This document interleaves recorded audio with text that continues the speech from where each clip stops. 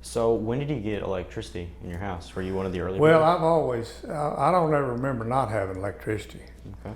Now, when Daddy first moved to Dice, when he was 7 years old, and he was born in 1927, but when he was 7 years old, when they moved to Dice, they didn't have electricity.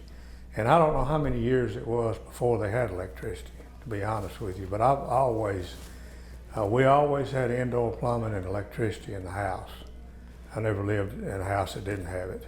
Did any of your friends not have it?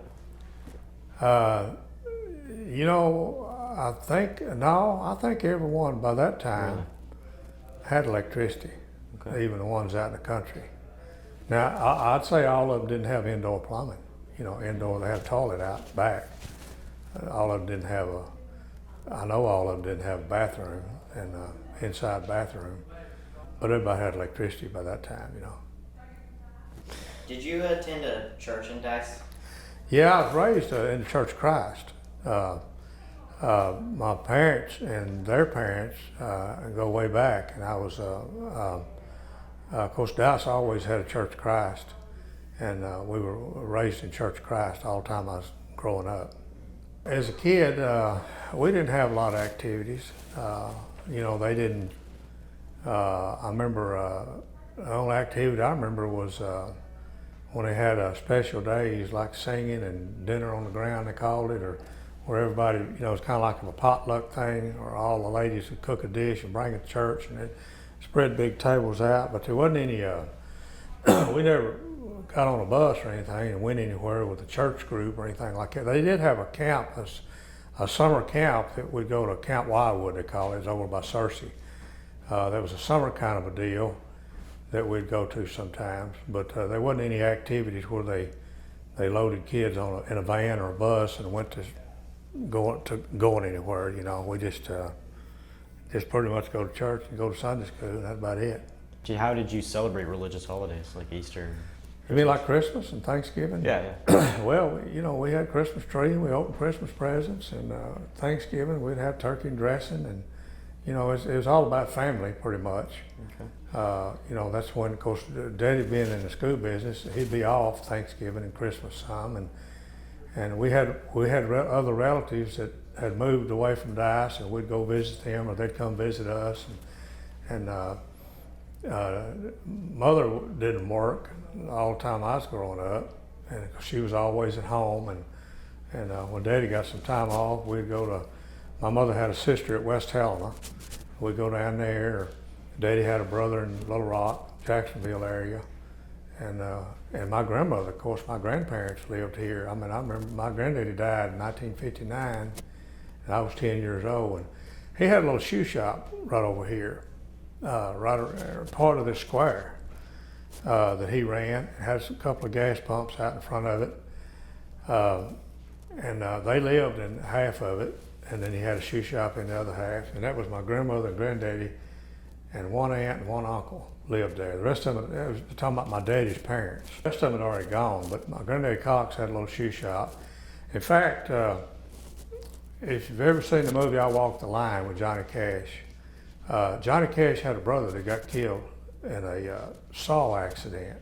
He was in the Agri shop building one afternoon, and he got pulled into a table saw and it cut him. And they took him to the hospital down here, and he didn't live but just a few days after that. But when they made the movie I Walk the Line, they shot the saw scene in that building, which is still standing right over here. Really? They shot that scene in there, yeah. And I remember Granddaddy Cox had a shoe shop in there, and he had some big refrigerated back end of trucks out there, kind of on the side of the road, and he sold watermelons and cantaloupes, and he kept them cold in that. He sold ice and all that, and I think he probably built that building. I guess he did, and it wasn't. I mean, it was like a living room and a bedroom and a kitchen and bathroom, and I remember staying all night with my granddaddy and grandma Cox. Son, I don't know where I slept because there wasn't enough room for the one to stay in there all the time. I slept, but back then, you know, I mean, families would go visit, and we just sleep on pallets in the floor, You know, it wasn't, nobody had enough room for a whole family to come visit them. So, and nobody thought anything about it, you know. But You were talking about your grandpa owning a shoe shop. Were there any other tradesmen in the town that owned shops? well, you know, we had a general store called a co-op store. Everything here was pretty much co-op, and what that means is really all the people that lived in Dyess had a share in it. You know, they had a co-op gin, and they had a co-op grocery store. Of course, at one time they had a bank, and they had a cannery. They just a lot of businesses had a drugstore, had a couple of service stations. Well, you know, they always had somebody to run the store. And then we had a couple more grocery stores in town that independents owned. You'd have somebody that owned the drugstore, somebody owned the service stations, and there were several independent business people here in town when I was growing up. And of course, the pop shop was another thing that was individually owned. That building was built after Dyess. It wasn't an original. It wasn't an original building like the hospital, and like this building is an original building.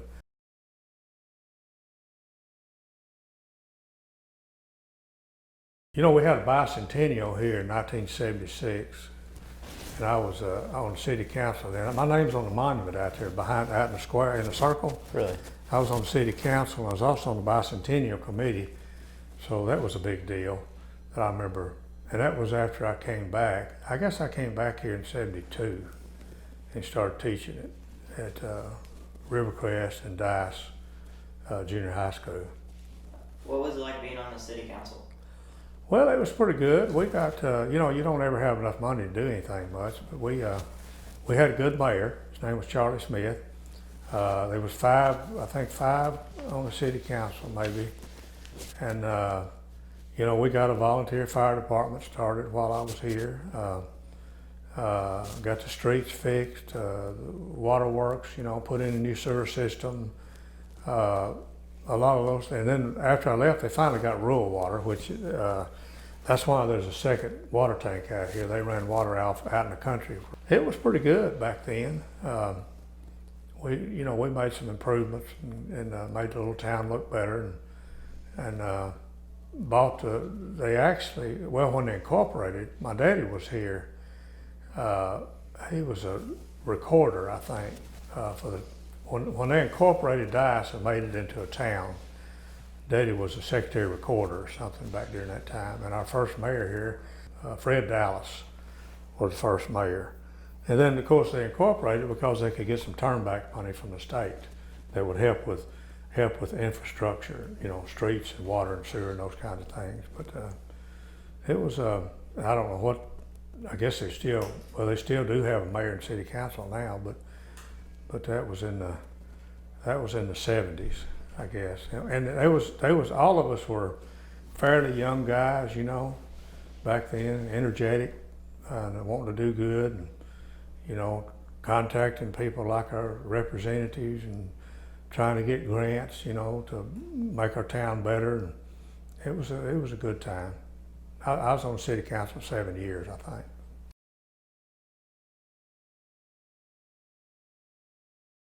Did you have a television when you were growing up? Yeah, we had a television. We didn't have, probably until I got to be in about the first grade when we got our first television, because I remember going over to a neighbor's house that had a television, and we'd go and sit on the floor and watch cartoons, and the lady of the house, she'd cook cinnamon toast, and I'll always remember that for some reason. But we didn't have a television. I guess I might have been 7 or 8 years old when we got our first TV. But then after that, all the time I was growing up, we only had one, and it was in the living room, you know. Same way with the phone.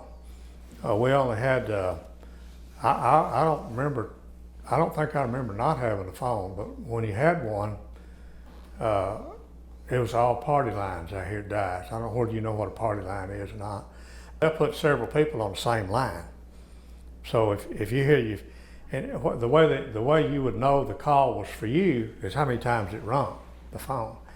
Or, you know, we had, the first phone I remember having, our ring was 6 rings. So you sit there and watch it. If it rang 6 times and didn't ring again, you pick it up and answer it. If it rang 7 times, it was a cotton gin. And then they had what they call, I think the school was like 2 longs and a short. It'd ring long, long, and then short ring. So that was the school. But whoever you was on the same line with, you knew who was getting the call, so you could listen to people talking, you know, if you wanted to. But it was funny because, you know, I don't know how many people. There may have been 10 people on our line. The school was on our line, the cotton gin was on our line, and then, you know, you had to, when you got ready to make a call, you had to get the operator. You had to talk to an operator and tell them the number you wanted, you know. Yeah. And there wasn't any area codes. You know, it may be BR 549 or something, you know, the number.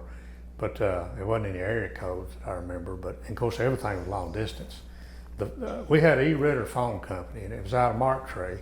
And I think Dice and Lepanto and Marktree and maybe Kaiser was on E. Ritter system. So anywhere else out of that would be a long distance call.